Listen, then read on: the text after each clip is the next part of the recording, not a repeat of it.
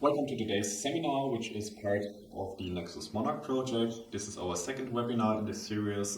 Today's topic is open access publishing. On the agenda today are definitions of open access publishing, as well as the benefits of doing so.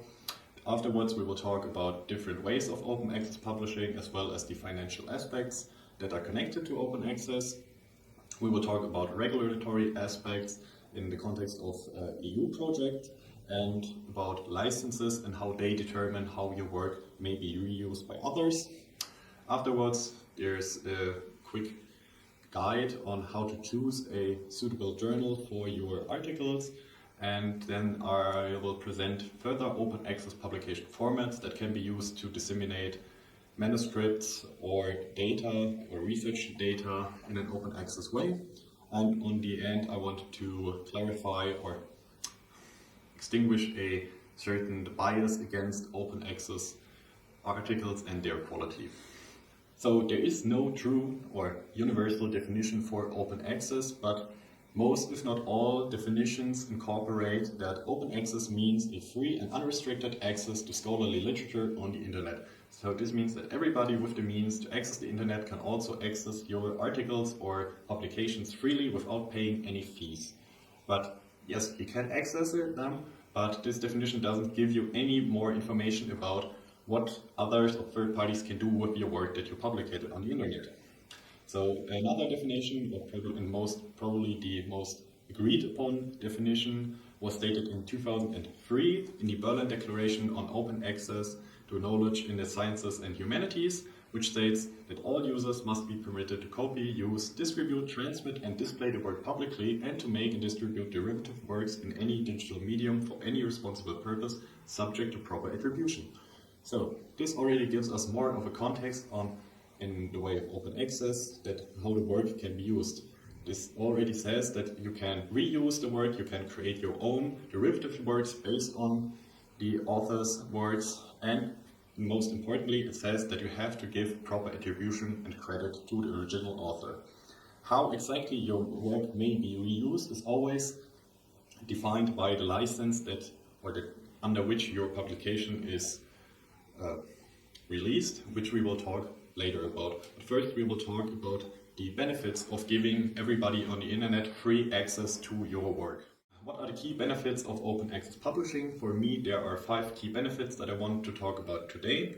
The first point, we have the enhanced accessibility, because now you don't have to pay any fees to read a journal or to buy an article. Now you can just go on the internet and read up-to-date scientific research on different topics. This is especially interesting for those with a limited financial budget. So universities or institutes in third world countries can now also gain access to your research without having to pay any fees.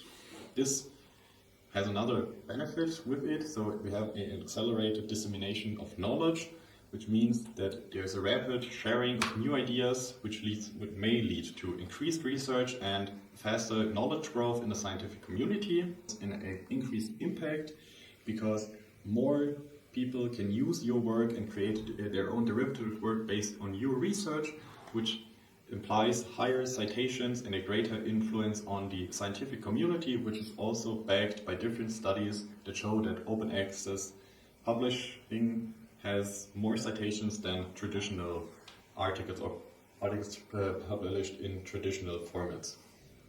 Aside from the increased impact on the scientific community, we also have economic benefits, because the industry and businesses can now directly access up-to-date scientific information, which boosts the knowledge in the business and also helps speed up the development of methods and products in the industry.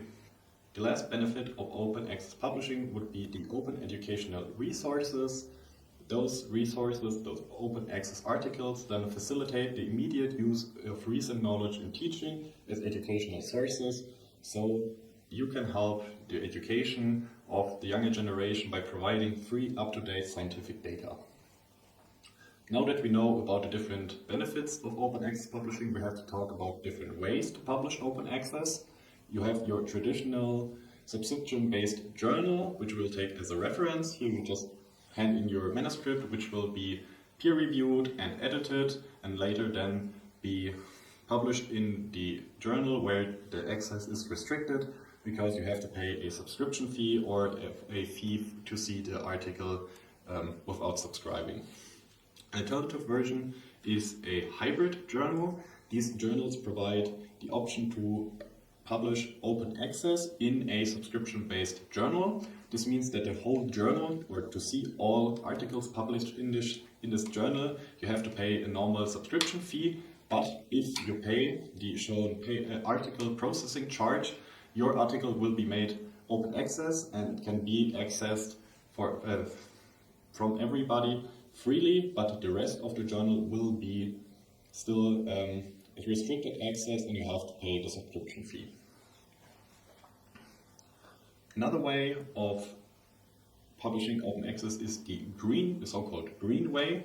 Here you hand in your manuscript to a subscription-based journal, then choose a open access repository which you can use to self-archive or to upload a copy of your manuscript to, which will then be released at the same time as the article in the journal, or where it will be published later, so maybe a few weeks or months after your article is published in the journal. But this way you can still publish in a subscription-based journal without paying any article processing charges, but the public still gets access to a copy of your manuscript. It may be the case that you are not allowed to upload the final version of your paper in the repository, but you can upload a raw version which has still the peer-reviewed text and research data in it, but it just doesn't have the nice design and layout of the article in the journal. The third way of publishing open access also is the so-called gold way, where you hand in your manuscript to an open access journal, which means the whole journal is open access. You don't have to pay any fees to read the articles, but you have to pay again an article processing charge to publish your article in this journal. And after the peer review process is done and the charges are paid, you get immediate open access on your article. There is another way, which is pictured later, which is called the diamond open access way, where it's basically the golden way without paying any article processing charges, because there are many journals that are open access which are organized by institutions or university which don't require you to pay an article processing charge, so you can publish your articles free of charge in an open access journal and still get the peer-reviewed process and the editing like you would get it in a normal and good subscription-based journal. So let's talk about the financial aspects of open access publishing. You have your APCs, or article processing charges, that you have to pay in most of the cases when publishing open access. These APCs have to be paid by authors or the institute depending on your contract. The problem here is that high impact factor journals usually charge higher fees, and that fees are rising from year to year. Because of those high fees, you have to consider them in project proposals, and to give you a view on how much that is, we have a diagram here which shows box plots of the costs of open access publishing in Wiley and Elsevier journals. On the left side you see the hybrid journals, and on the right side you see the open access journals. Right away we see that the hybrid journals usually require higher fees than the open access journals. For Wiley and Elsevier hybrid journals, it's around 3,000 euros on average, but the cost of publishing one single article can range from 750 to 9,030 euros, depending on which journal you choose. For the open access journals, the average is a bit lower at around 2,000 euros or 2,300 euros for Wiley and 1,700 euros for Elsevier, with the price of a single article ranging from around 270 euros to 8,000 euros, depending on which journal you choose. So it is a lot of money that have to be considered in the beginning of a project, so in the end there's enough funding to actually post your articles in a journal.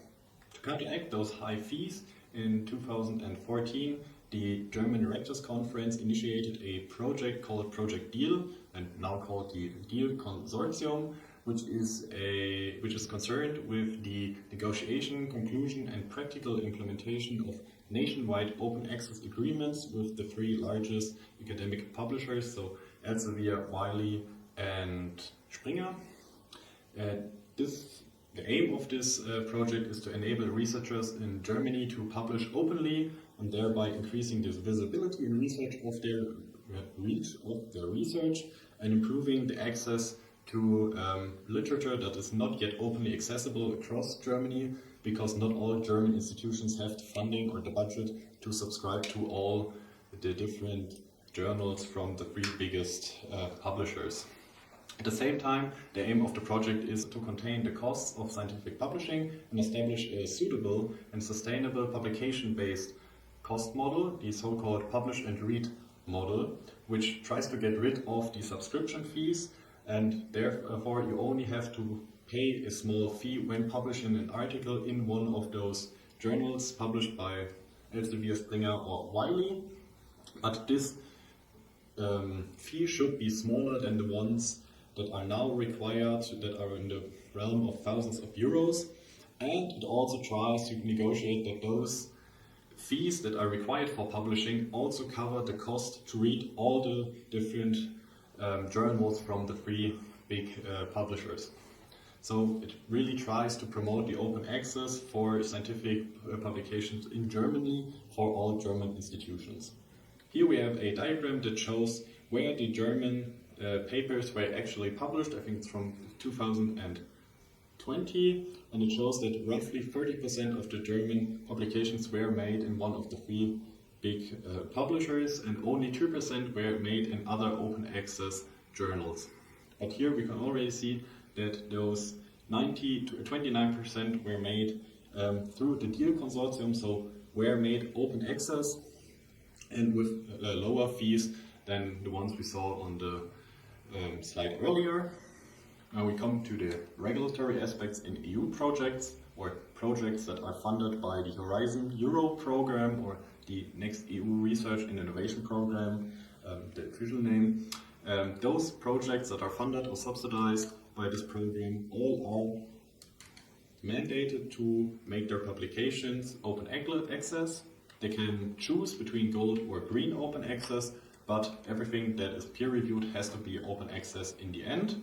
The costs that arise from those article processing charges in open access journals are eligible for reimbursement, so they are, in many cases, they are covered by the EU and don't have to be carried by the institutes or the authors themselves. But not only the publications are mandated to be open access, but also the data underlying those publications must be published by default in an open access way. In certain cases, the data can be kept private for discrete reasons, if the research isn't finished or if the publication of the data would hinder further research in this area, but usually the data must be made open access, and all the researchers are encouraged to provide any other research data of their choice to also publish. So all the data that was generated in the context of this project should also be made open access. When publishing open access, you have to somehow state what others are allowed to do with your work and what they're not allowed to do. This is done through licenses. These clearly indicate what users are allowed to do with a published article and what they're not allowed to do. The most common here is the Creative Commons. These are open content licenses. Those are standardized licenses that allow the public to use the works in particular ways. By making them available under an open content license, the work may be reused without having to ask the rights holders permission every time you want to use it, because in the license it is stated how you can reuse it. Here you can see the labels of the different common Creative Commons licenses, which have different attributes that you can add to your license, which then disclose a certain way that your work may be used in, or how your work may be used in a derivative work or in another way. The most open form of The Creative Commons license is the CC BY, this is the topmost one, and here your work can be reused by others in any way that they want. They just have to give you credit for using your work in their work.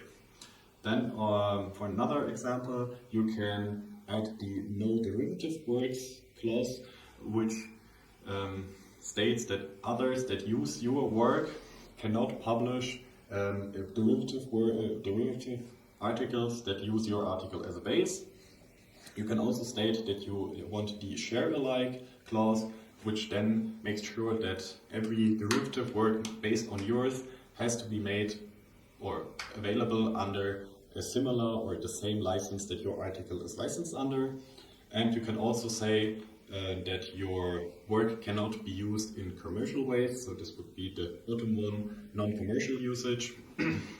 There are different types of, or different licenses that you can use. For alternative, you can use DPPL, but for example, this one is only for textual work, so you cannot publish pictures or videos under the DPPL license, and it automatically always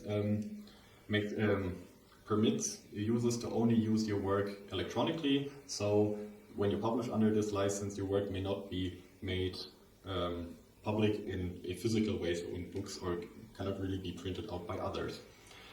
There's also the GNU FDL license, where similar to the share alike clause in the Creative Commons license, derivative work must always be licensed the same way. But in Germany, this license is not 100% legally binding because it not implies, but has a few segments in it that don't work under the German law. So if you're using any licenses other than Creative Commons, you should always check with your local laws if they are applicable. After talking about the different ways of publishing open access and the licenses needed and the benefits of publishing open access, we have to talk about journals and how to find a suitable journal for your article. There's a really good website called thinkchecksubmit.org, which offers a great checklist and a big directory for journals to choose from, and the checklist really helps to choose a good journal. A few considerations that I took from their website that should be done when choosing a journal are: you should always check if the journal's aim and the scope matches with your article, and if our article is similar to the articles that are already published by this journal. You should always check the reputation and quality of the journal in its field. So ask your peers, ask co-workers if they read the journal, and check maybe what the impact factor of this journal is. Then you should browse or read recent articles in this journal to see if similar papers to yours get published, so if the style is similar or if the field of research is similar.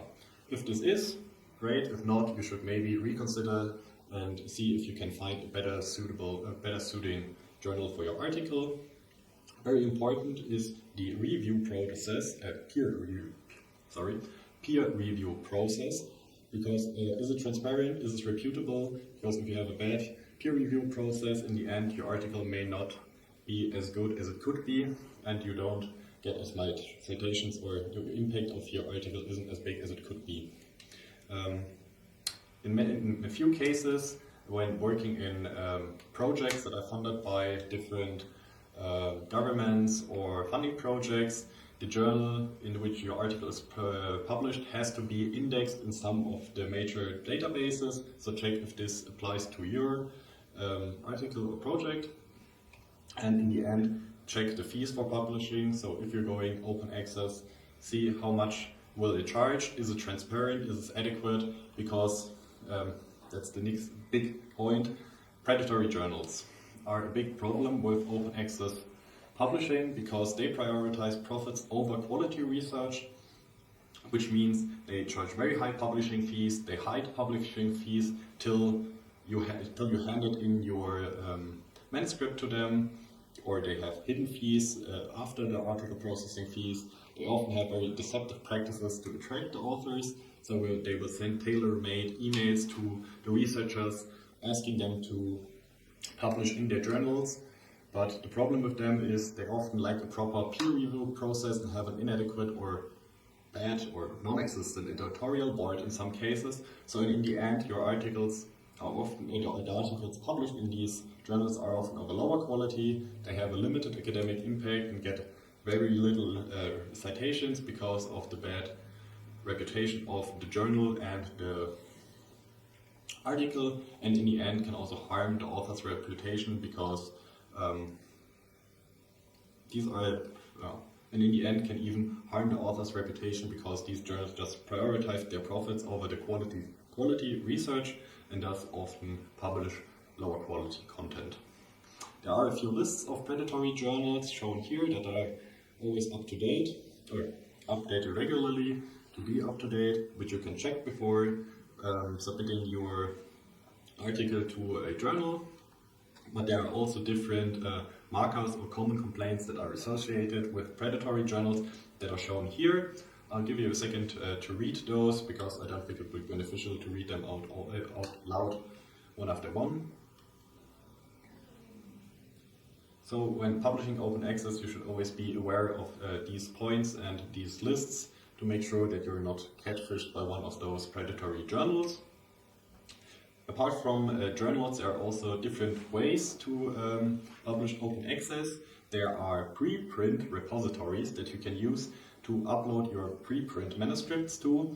Problem with these is often that they lack the peer review process of journal published articles, but they are a good way to give a rapid or instant dissemination of your results to the internet. And there are different databases that you can use or find repositories in to upload your manuscripts to. These databases are usually either general for all scientific data, or they can be field specific or even regional. There are also data repositories, so online databases where you can provide access to your research data for others to check, download, reuse in their studies, or base their studies on, or maybe compare their studies to. Also here your data is instantly accessible, but when you want to work with this data, always be careful because you don't know where the data is coming from, and if you plan to reuse it, maybe check back with the authors or the publishers of this data to see how they generated this data in their research. And then we also have the aforementioned Diamond Open Access, which in the case of the DOAJ, so the Directory of Open Access Journals, which is the biggest directory of open access journals, here 73% of these journals have no article processing charges and offer this Diamond Open Access way, which has a fully peer-reviewed process with good editorial boards, and in the end they are financed through institutes and crowdfunding, so the authors don't have to carry the article processing charges. And then in the end we have the question, are open access journals good quality? There are still a few people out there who have a bias against open access journals because they think they lack the peer review process, a real or a proper article in a subscription-based journal has to go through. But in the end, good quality open access journals have the same rigorous peer review process as a subscription journal. And when a reputable, this is important, open access journal is chosen, there's nothing really to worry about, but you have to be wary of those predatory journals. There are a few different types of review models that your article can go through when you submit it to an open access or subscription journal. There is the single or double anonymized way, where in the case of the single anonymized way, the author doesn't know who his reviewers are, but the reviewers know who the author is. In a double anonymized way, neither the author nor the reviewer knows who each other are. The single anonymized way is the most common way, subscription-based journals. There's also the transparent peer review, which means that the reader knows who the author is, and the reviewer knows who the author is, and the author knows who the reviewer is, and that the readers of the article can see the exchange between the authors and the reviewers in the review process alongside the posted article. There is the open peer review process in which the preprint is quickly published after a few basic checks, and then the peer review process is made publicly. So we have open identities, so the author and the reviewers are aware of each other's identities. We have open reports, so the review reports are published alongside the article rather than them being confidential, as it is the case with single or in the double anonymized review models, where you cannot read those review reports. And we also have an open participation. So when the preprint is made publicly accessible, the wider community can contribute to the review process of this article, and not only invited reviewers are able to write feedback for the preprint. So this is the end of my presentation. Thank you for your attention, and I hope you learned something about open access publishing today.